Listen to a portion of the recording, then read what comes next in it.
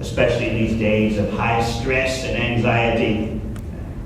But anytime or any place, the mantra, particularly the Maha Mantra, that means the great mantra, is extraordinarily effective for clearing out misconceptions that we have about what is our goal in life, who are we, and how we should be happy.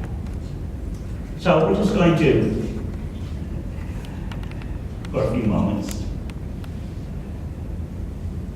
introduce you to this practice of chanting.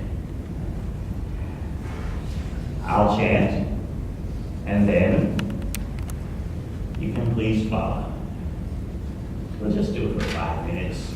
See, what happens is it creates a very conducive atmosphere for hearing the information I'd like to present to you.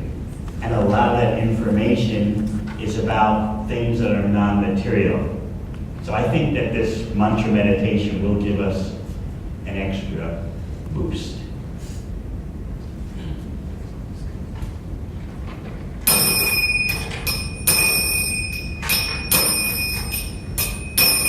Hare Krishna, Krishna Krishna, Hare Hare, Hare Rama, Hare Rama, Rama Rama, Hare Hare.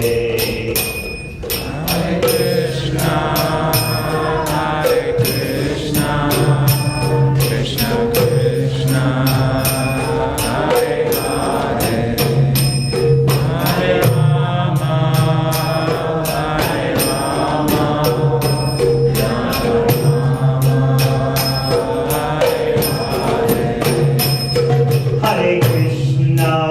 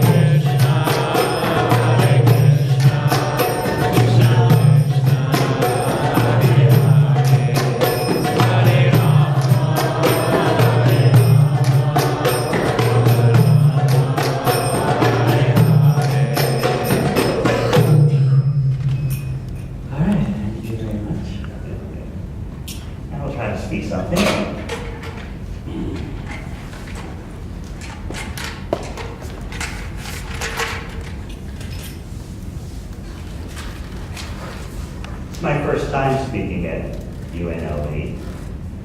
I travel on every habitable continent of the world. That means everywhere except Antarctica.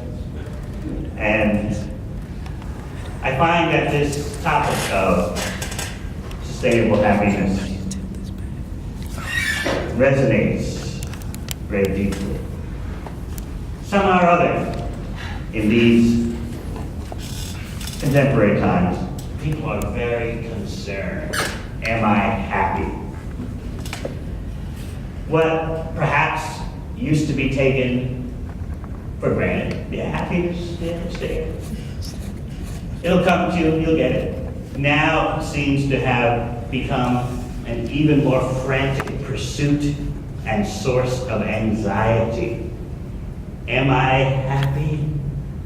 Or I may be happy, but am I as happy as others around me?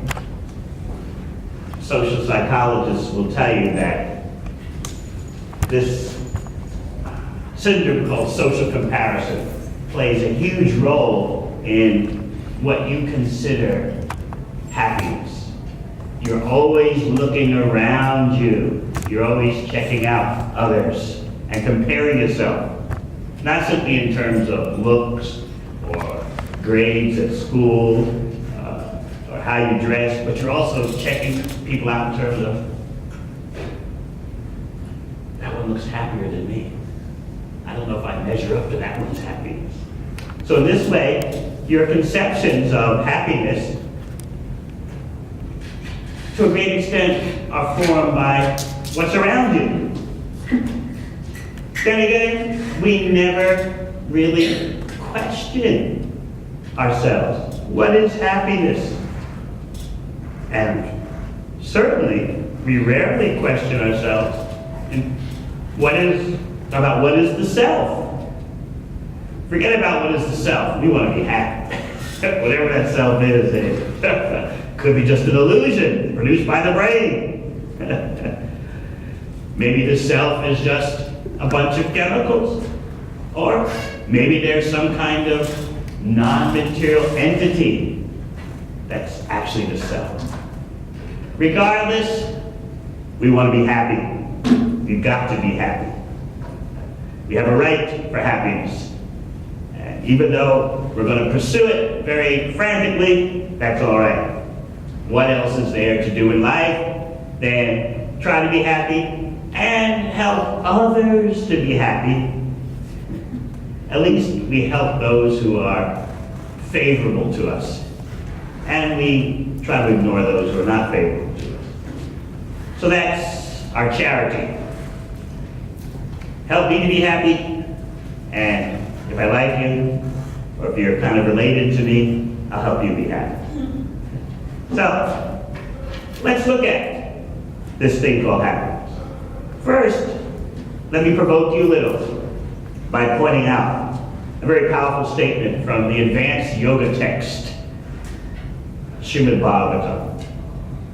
The prime yoga texts, you see, are actually not about physical yoga. The prime yoga texts are about non-material knowledge and applied spiritual technology. So, certainly physical yoga is the best thing for your body. I do it myself. But as we discuss tonight, we'll start to consider that the yoga texts are pushing us to understand we're different than the body and mind. And that knowledge is very important for happiness. In other words, if I am not material, more specifically, if I am different from my physiology and psychology, then why should I struggle so intensely to be happy through physiology and psychology? In other words, the real arena for happiness, the yoga texts tell us, is outside of what is material. Consider this statement from the advanced yoga text, Srimad Bhagavatam. You see, you have the prime yoga text, Bhagavad Gita, Song of the Supremely Opulent One. That's what Bhagavad Gita means. And then you have the advanced yoga text, Srimad Bhagavatam, just like a spiritual encyclopedia. So, the statement goes like this. There are only two types of persons who can be happy in this world. Let's see what category we fit. First category is the completely enlightened person. The person who understands that he or she is different from the body and mind. The person who understands that they are a non-material particle of spiritual consciousness that's wearing the body just like you're wearing clothes. We all have different clothes on. Similarly, we have different bodies. So, this advanced yoga text explains that if you're in that category of completely enlightened, you have practical experience how you are different than matter. And you are seeking non-material nourishment. If you're in that category, then you can be happy. What about the other category? We said there's only two types you can be happy with. The other category is, I'm sure no one here fits in that category, the complete fool, who doesn't want to know anything in terms of who am I, why am I in this world, just let the good times roll. I want to feel good tonight. There's no one like that. You know, party hard, get blasted, get wasted. Next weekend, do it again. Just absorb yourself in sensuality, physicality, and leave it at that. That type of person can sort of be happy. When the yoga text explained that there are two types, one the completely enlightened and the other the complete fool. When it says a complete fool, it's kind of tongue-in-cheek, you know. If the kind of person who says, what I don't know won't hurt me, ignorance is bliss, you know. If it's good to you, it's good for you. That's not real happiness. But out of ignorance, one can accept such low-level happiness as satisfying. So, okay, two types. What category are we? Completely enlightened, completely understanding our identity beyond the material, completely functioning on the non-material platform, or the complete fool. Doesn't want to hear about anything beyond the immediate pleasures and gratifications and entertainments. Doesn't want to hear anything more than that. All right, you're saying, we don't know if we're completely enlightened, but we also won't say we're complete fools. That's right. So the yoga text explained, those who are in the middle, they suffer some anxiety. Because they're not completely enlightened, so they're beyond all material anxiety, and they're not complete fools, so they just blot out any deep thinking. Most are in the middle category. Yeah, sometimes you wonder what's it all about, what is real happiness, what is real pleasure, and other times, no one knows anyway, just get what you can when you can get it. So that middle category, in between the two groups, that middle category feels anxiety. Not spiritually advanced enough to get out of the material matrix completely, and not completely dumbed down and blasted, wasted, so that you couldn't care less about anything beyond your immediate sensuality. The middle category is the biggest category. Keeping that statement in mind from the yoga text, the only two types of persons that can be happy in this world. Everyone else experiences anxiety. Let's discuss happiness. What type of happiness are we talking about? How do we define it? Some say happiness is a superficial emotion. Like if you see some little kids, laughing over something silly. Oh, they're happy, but next minute they'll be crying and screaming and fighting with each other. So, isn't happiness superficial, surfacey kind of thing? Or else you could say, happiness is like a quick jolt of adrenaline, an adrenaline rush, just surges through you and then leaves you. But because that surge, that rush is exhilarating, it's kind of nice, even though it doesn't last. Or else you could say, happiness is something you're born with. Some people just seem to have a cheerful disposition since birth. Others define happiness as peace and tranquility. No one's bothering you, nothing's upsetting you. I must be happy. And then, of course, some say happiness is physical sensuality. Never happens at the university, but anyway, some people say that. Hey, it's all about sensual pleasure. And then, of course, many will say happiness is about good relationships. It's interrelational.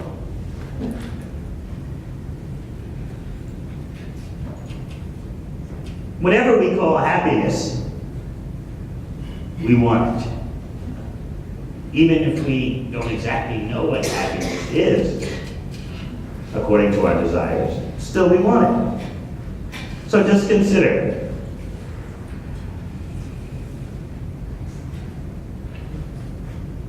Latest research shows that after a basic middle-class standard of living, the connection between economic gain and happiness is basically non-existent. Most people know that these days. This is generally accepted in social science. There'll be arguments about the fine print, but generally speaking, beyond a basic middle-class standard of living, any further increase in income or luxury does not result in an increase in happiness, however you define it. I was speaking about this point at University of Cape Town, which is the premier university on the African continent. And it was a room full of about 200 students, professors. So I presented this information. I'm sure you've heard about it. Nobel Prize researchers have corroborated this. Beyond the basic middle-class standard of living. Any more money, any more opulence doesn't make you feel any more happy. Yes, if you're really down economically, you're really barely surviving, and then you get an income boost, then there is a marked increase in your happiness as measured by standard psychological indicators. But otherwise, once you get to the middle class level, anything further, nope. So I asked the 200 students and professors, you all know about this? Almost everyone raised their hand. So then I said, all right, you're all very intelligent. You're at University of Cape Town, African continent's premier institution. We have professors here, we have some government officials here. How many of you are prepared to live your life on a basic middle class standard? No one raises their hand. So here you see a sense of disconnect between our knowledge and how we're going to live.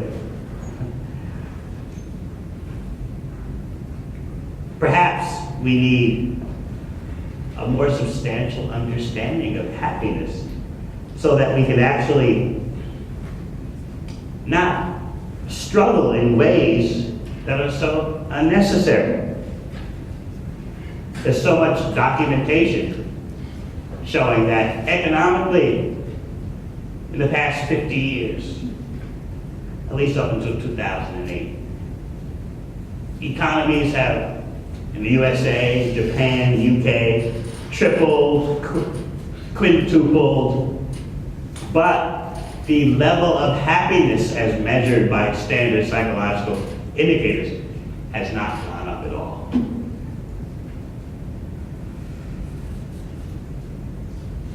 People always say, money can't make you happy.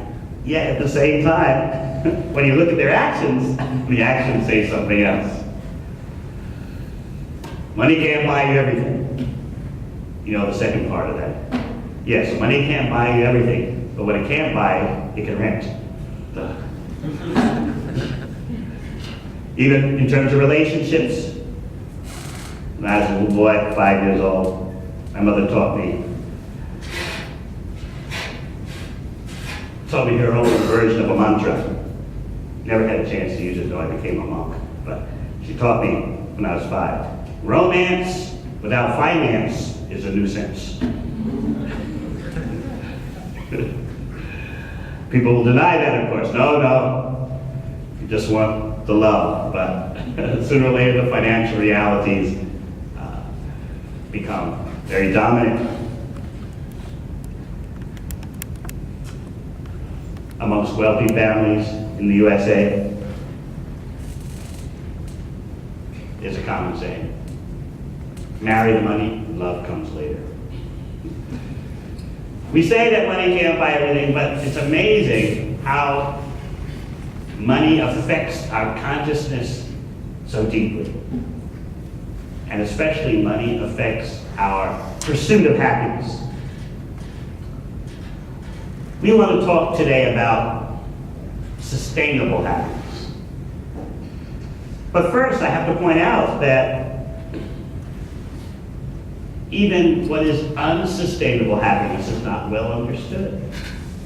It's very difficult to study happiness, although happiness science has now become very accepted, especially in the past 20 years. Prior to 1995 or so, to study happiness was considered foolish. Although so many academics were studying depression, that was okay. But studying happiness, everyone knows what happiness is. Well, past 20 years have shown a big boom in happiness studies. But there's some problems, as I'm sure you can figure out. How do you get objective, quantifiable information, since so much of happiness studies depends on self-reports that people give? How happy am I? Yeah, I think I'm happy. Yeah, I'm good. I feel better than yesterday. Or, even though my life is a wreck, I've reconciled with that. How do you tabulate all this? People have different notions of happiness. Happiness means that right now I'm not feeling any pain from my back, so yeah, I'm happy. I'm not currently feeling any serious pain. Or else you could say, I feel a lot better than I did yesterday, I must be happy. There's so many different interpretations of what it means to be happy. Now, even if by your research you gather all the possible interpretations of what it means to be happy, still you got a problem. First of all, should happiness be the goal of the human being? Who said that? And secondly, of all the different types of happiness, what's the one that you should go for. These are issues of value and judgment. These are not issues that empirical data can give you the answer. We have to turn to philosophy for that. My point to you today is that to really get a profound answer to what is the best kind of happiness to strive for, we need to look at non-material philosophy. Philosophy, knowledge, wisdom that goes beyond mere physiology and psychology. Let's just talk about unsustainable happiness for a while, before we get to sustainable happiness. The yoga texts point out, those of you who have read Bhagavad Gita, the prime yoga text, you know that there Krishna explains so many times that we should rise above happiness and distress. That may be a bit baffling, this statement.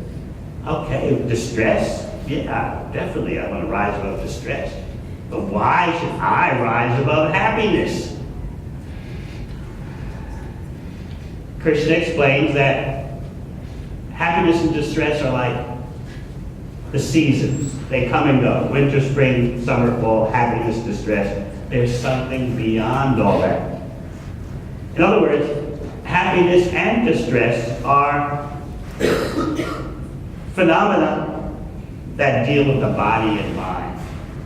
If we are beyond the body and mind, that means we're also beyond the temporary fluctuations and comings and goings of happiness and distress.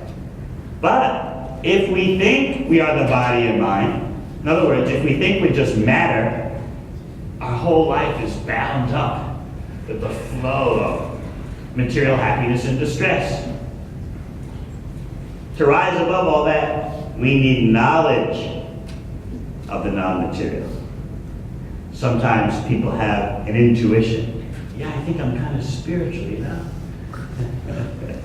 People use the word spiritual for everything these days, you know. Sports teams have their captain, the spiritual leader of the team. Everyone says their relationships with their temporary significant other or others, oh, it's spiritual. Let's consider that our real self is beyond the material. That means we need knowledge of how to satisfy that non-material self. Then we're beyond the comings and goings of happiness and distress. Material happiness, however you conceive of it, we all know it's not going to last. And therefore we brace ourselves for when it departs. Yeah, I knew it was too good to be true. Anyway, get it while you can. Okay, this time we almost had it all. We're almost happy for a long time. But we train ourselves up through resignation. This is as best as it gets. It doesn't get any better than this. What do you want out of life? This is the way it is. Why not seek out knowledge of the non-material? And I'm advocating that we look at the yoga texts, particularly the Bhakti-Yoga texts, which are all about the relationship between the non-material particle of consciousness and the supreme consciousness. Call it the love supreme. That kind of dynamic has nothing to do with material happiness and distress.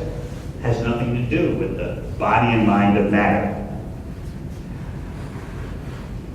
If you read Bhagavad Gita, as I said, the prime Bhakti-Yoga text, you'll find that there's no such thing as mind over matter. Mind is also considered to be matter.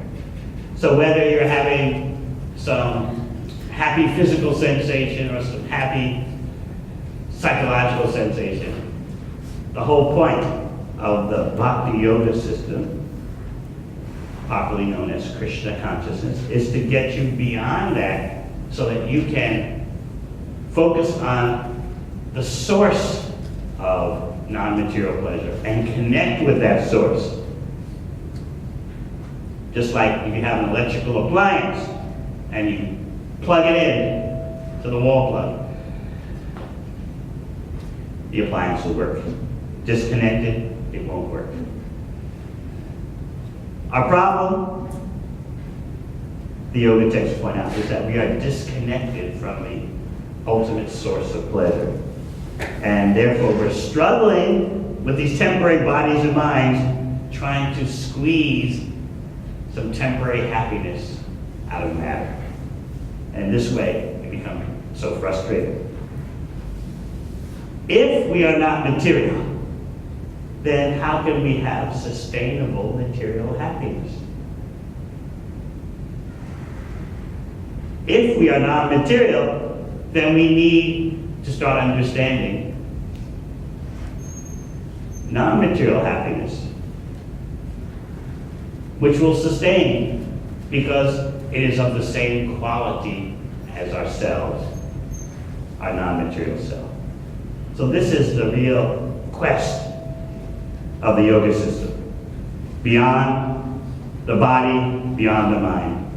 How to connect with the source of non-material pleasure, which will suit us just fine because our core being is non-material. Let's go back to discussing material conceptions of happiness. Sometimes people say, it's all about the flow. Just be in the flow. When you're in the flow, or sometimes it's called in the zone, then you forget about time passing, you forget about the world around you, you're just locked in. That's happy. But I'd like to point out to you, the most expert creatures at being in the flow, in the zone, are not human beings. Animals are superlative at that. Animals just lock in. They don't have any existential crises. You don't see chickens having a fit. Like, why am I a chicken? Why am I scratching the ground?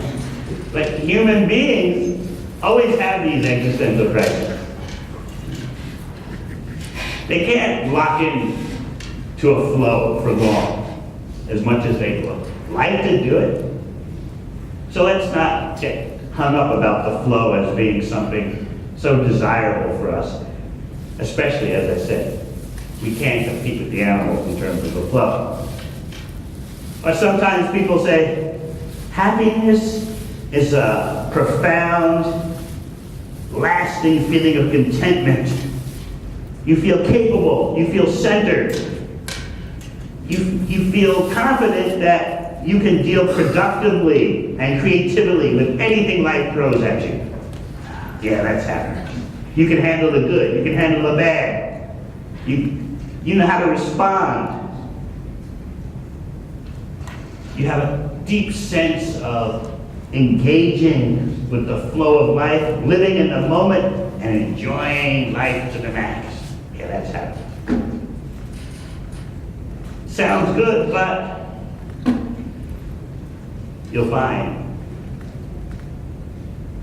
such material happiness is always interrupted, it's problematic, and you have to work hard to get it, even though it's so flickering. You have to endeavor mightily to get your hands on some material happiness. It's like grabbing smoke. I don't know if you ever sat around a campfire and tried to grab smoke. You grab a handful of smoke, open your hand. What's there? Nothing. You grab again. There's nothing. Finally, you just wind up with a sore arm. So that's the hallucinogenic reality of material happiness. You get expended. You expend your energies pursuing something that's actually unrelated to you because you're not material. Remember the first point we raised about how there are just two types of persons who can be happy in this world. The completely enlightened and the complete fool. Everyone else is in anxiety. And what brings about that anxiety is our inability to rise above material happiness and distress. We get really affected by these things. The solution is not to try and make sustainable material happiness. There's no such thing. How do some cutting-edge researchers define sustainable happiness? They say it's happiness that benefits the individual, benefits the community, and benefits global well-being without exploiting other people, without exploiting the environment, and without exploiting future generations. That's sustainable happiness. But how big is our vision? How much do we know about the reactions to our actions? It seems every time we look this way or that way, we find some new information about how our pursuits, our endeavors, are creating a negative impact over here, negative impact over there. We're adversely affecting other people, we're adversely affecting the environment, we're adversely affecting future generations. It seems like we're never going to get out of that conundrum. We're never going to escape that difficulty. There's always something more coming around the bend, something we overlooked. You may try to analyze your happiness footprint.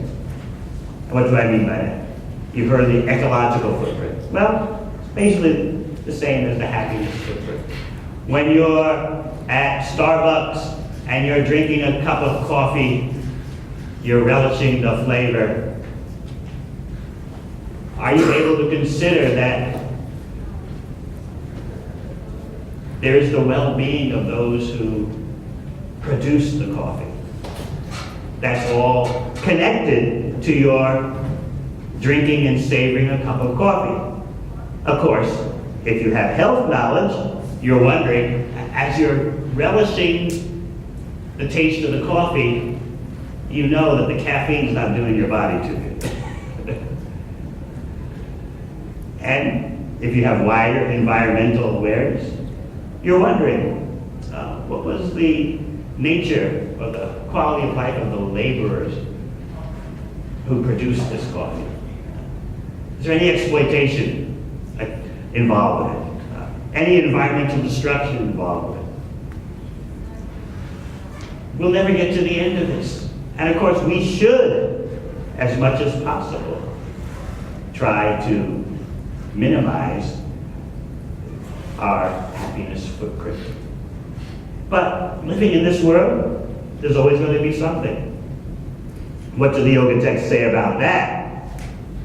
If you're just concerned at every moment, at every step, about the impact of your endeavors to be happy, you're never going to do anything.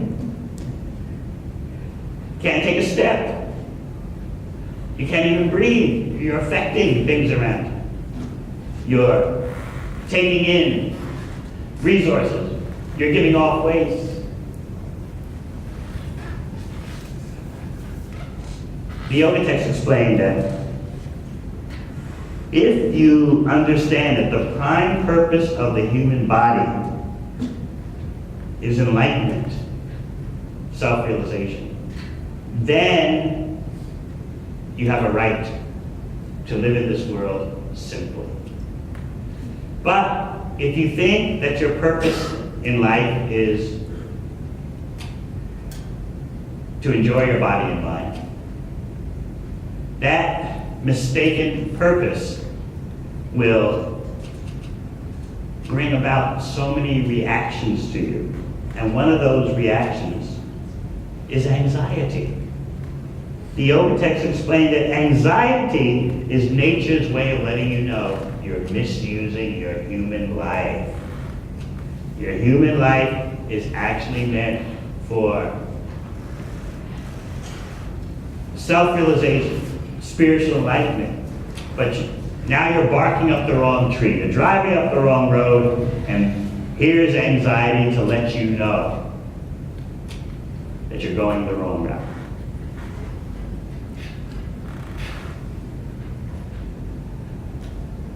Once we can understand a non-material purpose to existence, then it's much easier to have a lifestyle that is minimal in its ecological impact. Otherwise, you see, we may speak about ecology, environmentalism, but if we cannot control our mind and senses, and why should we control our mind and senses if we're the body and the mind? Just whatever, however you want to entertain yourself, entertain others, however you want to feel good. The real social and environmental problem is the uncontrolled mind. That uncontrolled mind is the direct result of thinking we are just matter. We're just material. We're asleep to our non-material identity and our relationship to the supreme non-material identity. So, therefore, obviously, we're going to just get into the material flow and create problems for ourselves and others. You may notice it's very difficult these days for people to distinguish between wants and needs. Just think about this. Turn to yourself for a while. I want it. Yes, I want it. Oh, that means I need it. It just seems natural that if you want something, you need it. It's hard to distinguish between the two. This is another result of our inability to understand. Am I material or not? Maybe we don't even need to think about that. So on the one hand, you have those who have the experience that they have a non-material identity. On the other hand, you have those who completely deny that such a thing can be true in a universe that's simply physical, a universe that's simply matter, that's come together randomly. And then, in the middle, you have a lot of persons who never think about it or are not sure either way. This situation has a direct effect on happiness and whether we can rise above the temporary coming and going of material happiness or remain bound to it. So what I'm advocating tonight is that you cannot sustain material happiness. It's contradictory. Sustainable happiness. First, you must understand our non-material self. And that's not just done by intuition. It's not just done by belief. Where is the wisdom and the applied spiritual technology for verifying our non-material identity? This is what the Bhakti-Yoga text, the Krishna conscious literature, actually provides. Both wisdom and the laboratory. I just came from New Zealand and Australia, so it's laboratory. The laboratory experience of your non-material self. Once you get that, then it's easy to control yourself. It's easy to keep yourself from endeavoring for material thrills and stimulations. Because you know, it's not me, it doesn't relate to me. Then what do? The Bhakti-Yoga texts open up a completely different realm of non-material pleasure in relation to the supreme source of pleasure. Unnaturally, we're acting like we're detached from the complete whole. We're just separate units. Actually, even understanding that you're a unit of non-material consciousness, that's not enough.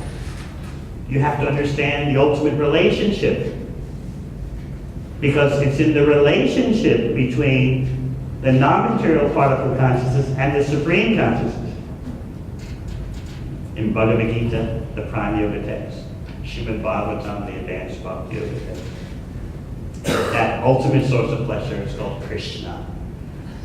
Krishna literally means the unlimited, all-attractive source of pleasure. But who wouldn't want to relate to that? But absorbed in our material pursuits to try and be happy, we've forgotten what is our ultimate connection. And therefore, we're struggling mightily with our senses, trying to squeeze temporary happiness out of temporary bodies and minds in a temporary world. And we're hoping we're going to make it sustainable. Not going to happen. So what I'd like to present to you tonight is the need to go to another level. As Albert Einstein said, a problem is never solved on the same level that it originated. You've got to go to a higher level to solve the problem. So I'm advocating that in terms of the individual, in terms of society, in terms of the environment, we need to access non-material knowledge and non-material happiness. That's the greatest need for human civilization today. Only on that non-material level can happiness be sustainable. But it's actually, on that level, it's not the material happiness that we're so attached to. No, it's something else. That something else awaits the person who understands that our prime goal in life begins by understanding we're not the body and mind, proceeds further to understanding our non-material identity, and proceeds even further in understanding our connection to the ultimate source of pleasure, our connection to Krishna. All right, perhaps there are some questions. Covered a lot of different topics quickly tonight. Yes. Well, in my growth and what I've learned is that we're in a reality of duality, so the physical is very much a part of who we are, and for that experience, we're here for the experience of being in this physical reality. We're spirit having a human experience. But isn't it our attachment that we suffer because of the attachment to the physical? If you use your material body and mind as a tool for enlightenment, that's perfect. You'll find in Bhagavad Gita that Krishna explains that both the material and the spiritual are energies coming from the same source. So if you have the knowledge how to use even the material for its real purpose, then you're home free. I'm wearing this, you're wearing that. What we're wearing has a use. At the same time, we know it's not us, it's not the cells. Similarly, the body has a use, even though we know it's not us. Bhagavad Gita explains that just like a person changes clothes, similarly, a person changes bodies. Someone who is enlightened is not bewildered by all this changing going on. When you change your clothes, you'll be wearing something different tomorrow. It's not like a major crisis. Oh no, what happened to yesterday's clothes? I'm not wearing them today. Similarly, the yogi knows when you change bodies, you're just changing what is external. If you can use what is external for the purpose of reviving your internal understanding, your internal awareness, then that's the best use of the external. So it's not about denying the material. Just like I'm not denying, my clothes, you're not denying your clothes. But we know what the purpose is, what the use of those things. We know what the use is. So actually, the yogi is the most expert at utilizing even the material energy. You use this world for making an environment of maximum spiritual development for all living entities. You're seeing beyond even just the human species. You're concerned with more than just humanity. You're concerned with all living entities, regardless of what kind of garment, what kind of body they're wearing. That's the vision that Bhagavad Gita advocates. Seeing all living entities equally, because their real core is a non-material particle of consciousness, regardless of the different types of body. Anything else? Yeah? Do you believe that we keep coming back to the same soul or one specific soul? Anthropologists have pointed out that on a list of conceptions that are universal in this world,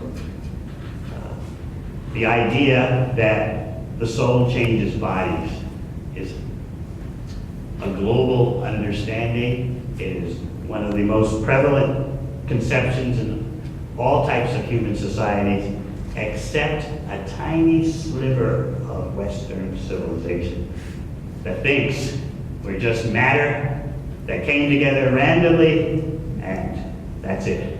There's just a tiny sliver of Western society that's convinced of that. Whereas in so many cultures of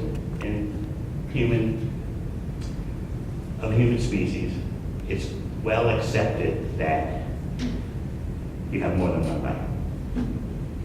So yes, that's the ABCs in the yoga text. It's kindergarten. That just as you change clothes, Krishna explains this in Bhagavad Gita. Just as you change clothes, you change bodies. What's the purpose of all that changing? It's very important for our happiness to understand that.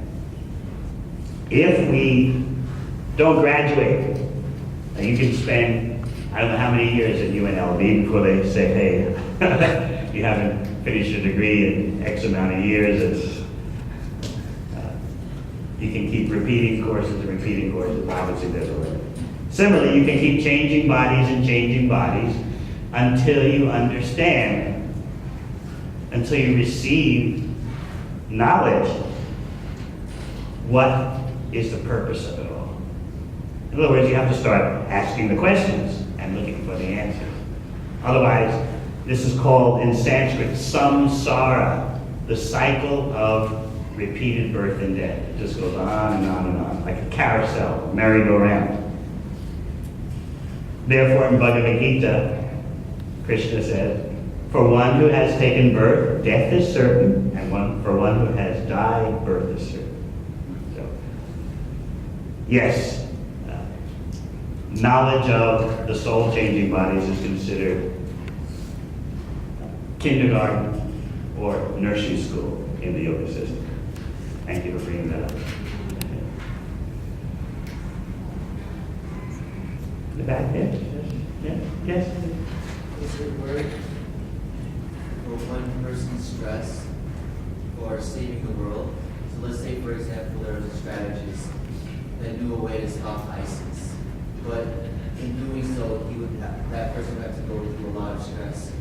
Is that worth, in a bigger sense, saving the world? One person's stress.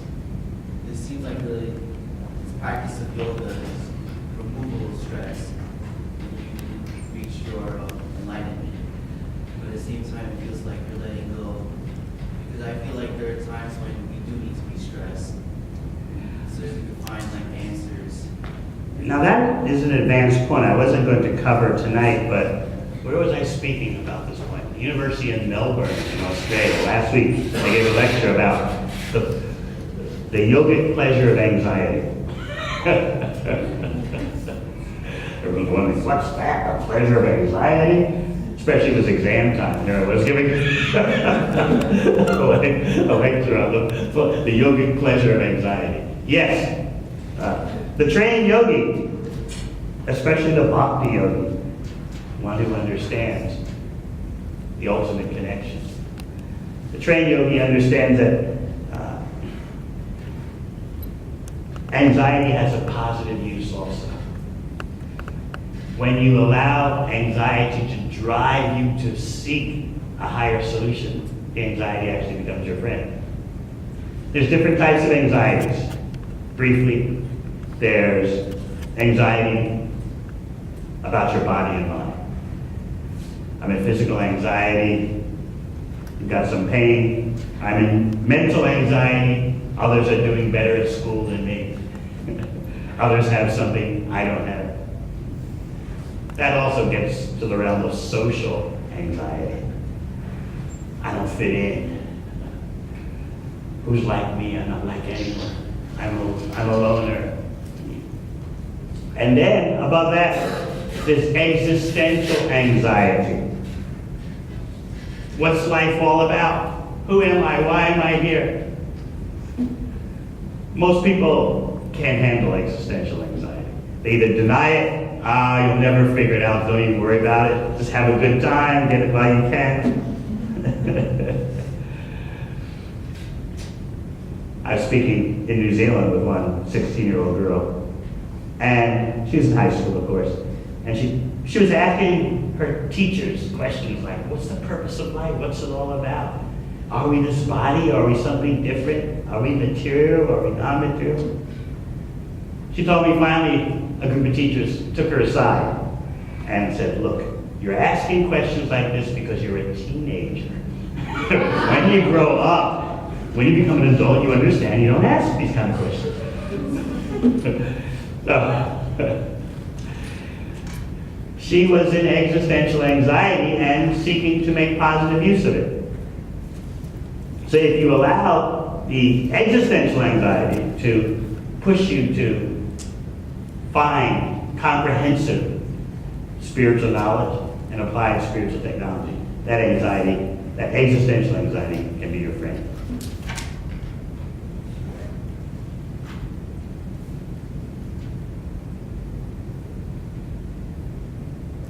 You have one more question, right?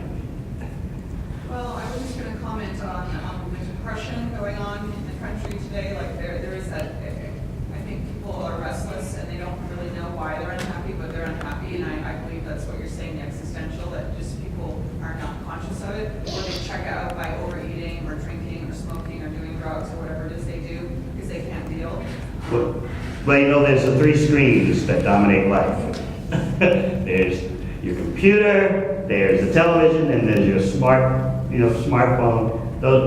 Those three screens are teaching everything. People don't have basically time for acquiring any wisdom. The three screens are giving them, through the media, immersion in a consumer society. They're being constantly hit with messages about consume and enjoy. When I'm in China, I recite, I have the audience in China, I'm speaking at schools there, recite a special mantra. I have them repeat after me. Work, buy, consume, die. They all, they practically blush, like they know it's true. That's all that's being offered, nothing higher than that. So much of our self-conceptions, unconsciously or consciously, are formed by consumerist media messages.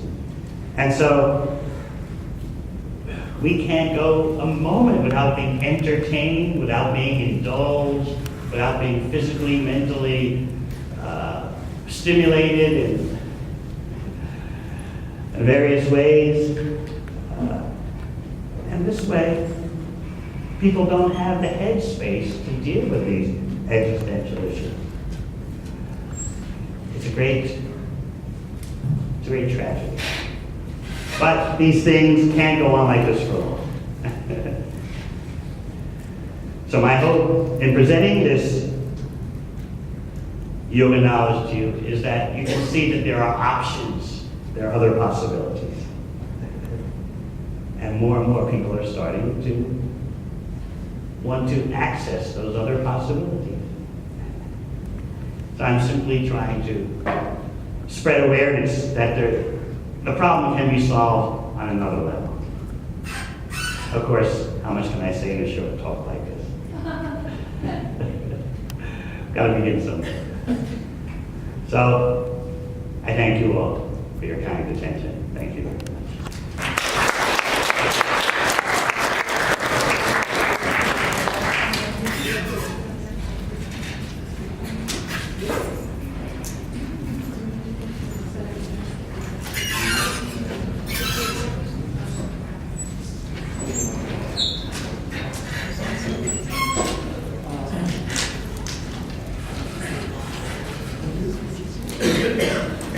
Thank you everyone for coming out tonight. So Devamrita Swami is also a prolific author, and we have one of his titles up here at a very special event price.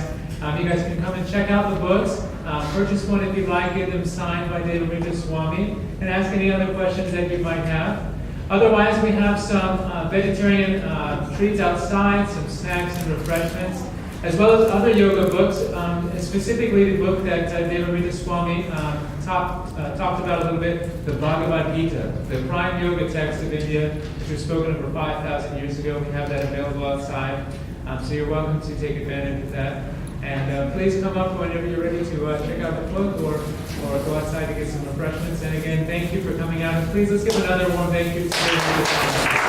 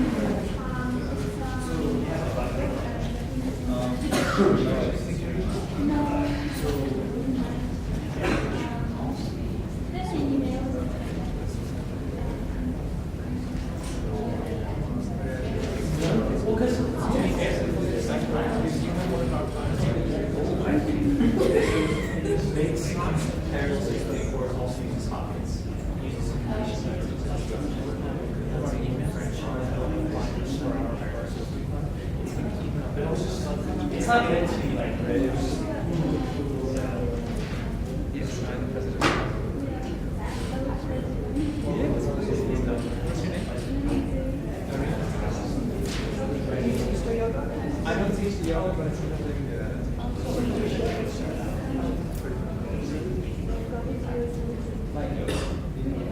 Not standing on my head. No, that's right. Oh, that was my brother.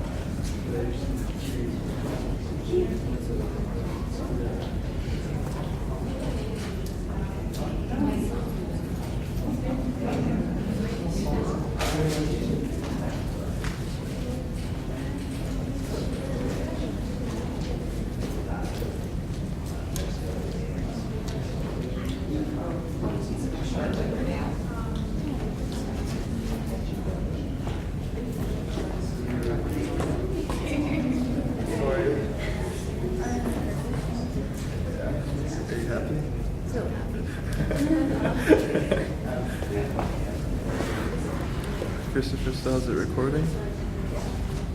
We should close up on him.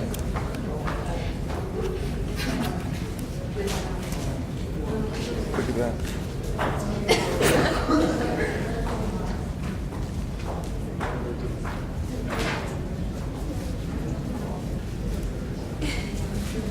I want him to turn around.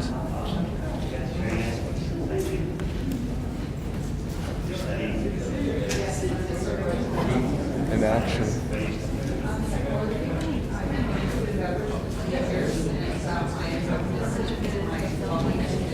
Yeah.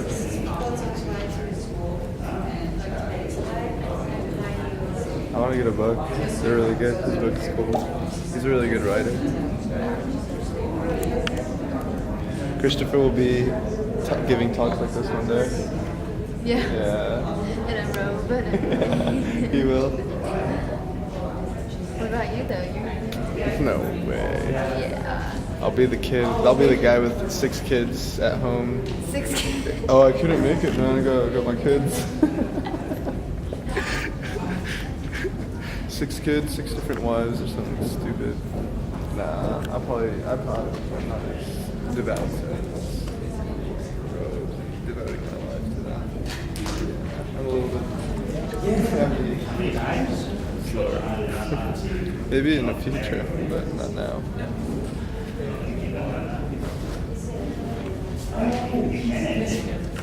There, I got him. These? Yeah, they sell them at REI. Really? Yeah. You're joking. I swear on my life, the brand is called Prana. It's a good brand too. They're made out of like hemp cotton.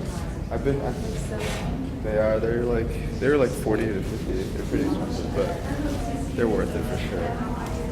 It's kind of out of my budget. Yeah. My mom bought it for me. Wait, he's out of the frame. He's out of the frame.